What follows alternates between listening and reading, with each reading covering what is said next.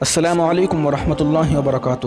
ناظرین و سامعین، ہم آپ کے اپنے یوٹیوب چینل محاسن اسلام پر دل کی گہرائی سے استقبال کرتے ہیں۔ اگر ابھی تک آپ نے یوٹیوب چینل محاسن اسلام کو سبسکرائب نہیں کیا ہے تو تازہ ترین اپڈیٹس کے لیے محاسن اسلام یوٹیوب چینل کو ضرور سبسکرائب فرمائیں۔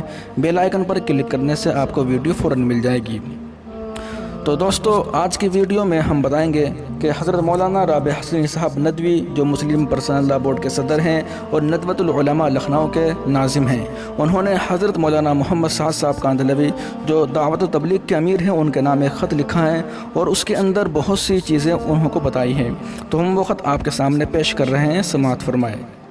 بسم اللہ الرحمن الرحیم۔ رہبر و دعوت و رہنمائی اصلاح و تبلیغ مولانا محمد سعد بن مولانا ہارون صاحب، السلام علیکم ورحمۃ اللہ وبرکاتہ۔ امید ہے کہ صحت و عافیت سے ہوں گے اور کار دعوت میں مشغول ہوں گے۔ آپ کا عنایت نامہ جو عمل اصلاح و دعوت کی ہمت پر مشتمل تھا، موصول ہوا اور اس سے استفادہ حاصل ہوا۔ آپ حضرات کو گزشتہ کئی ماہ سے جو دشواریوں سے گزرنا پڑا، اس کے باوجود آپ حضرات نے عمل دعوت کو بخوبی اختیار کیا، وہ آپ حضرات کی محنت و عزیمت کی بات ہے۔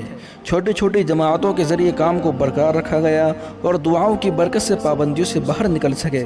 خوشی و مسرت کی بات یہ ہے کہ مرکز واپس ملا، جس کی اطلاع ٹیلی فون سے ملی۔ انشاءاللہ کام اپنی بخوبی کے ساتھ جاری رہے گا۔ عرصہ قبل یہ سنا تھا کہ گزشتہ ذمہ داروں سے ہدایت کی گئی تھی کہ اب بڑے اجتماعات کا اہتمام نہ کیا جائے، چھوٹے چھوٹے اجتماعات زیادہ مفید ہوں گے۔ موجودہ حالات میں یہ بات زیادہ مناسب رہے گی۔ اللہ تعالیٰ دین کی ان کوششوں کو بہت مقبول فرمائے اور ان کی برکت سے امت اسلامیہ کو قوت و حسن و عمل کا فائدہ عطا فرمائے۔